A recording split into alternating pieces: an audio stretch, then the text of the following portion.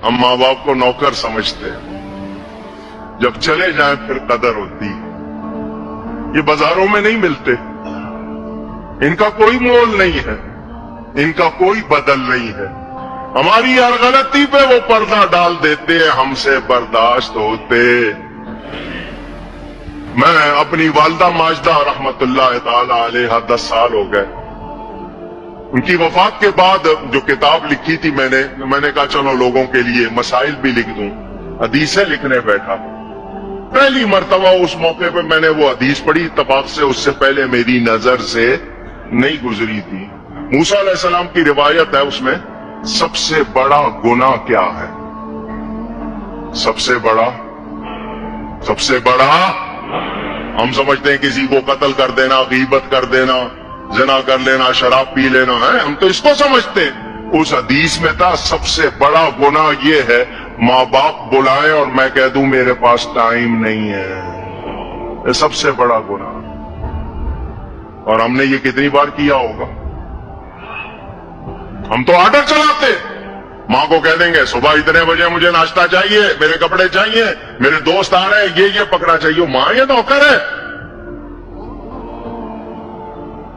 अगर बाप आपकी को करे तो आप कहते तूने क्या किया, तेरे बाप ने भी तो तेरे साथ किया था, यूं आगे बात करते। ये घरों में खराबियां इसीलिए आई हैं कि तरबियत।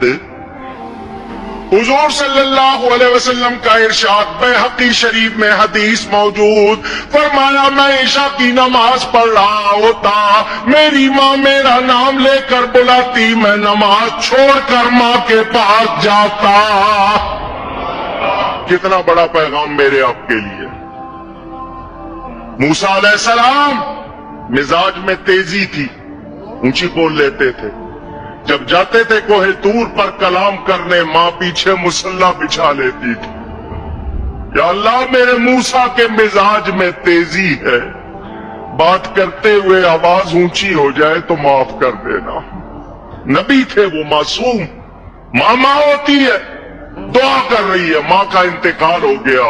मूसा अलैहिस्सलाम तूर पर गए, गैब से आवाज आई आज जरा होश से बात करना, पीछे दुआ करने वाली नहीं बैठी। अब पहचानो हमारे घरों में बेबरकती इसीलिए है कि हमने माँ बाप की कदर बुला दी। दीन की बात फैलाना सदक़े जारिया है। सवाब की नीयत से वीडियो को शेयर जरूर कीजिए। जज़ाकल्लाह।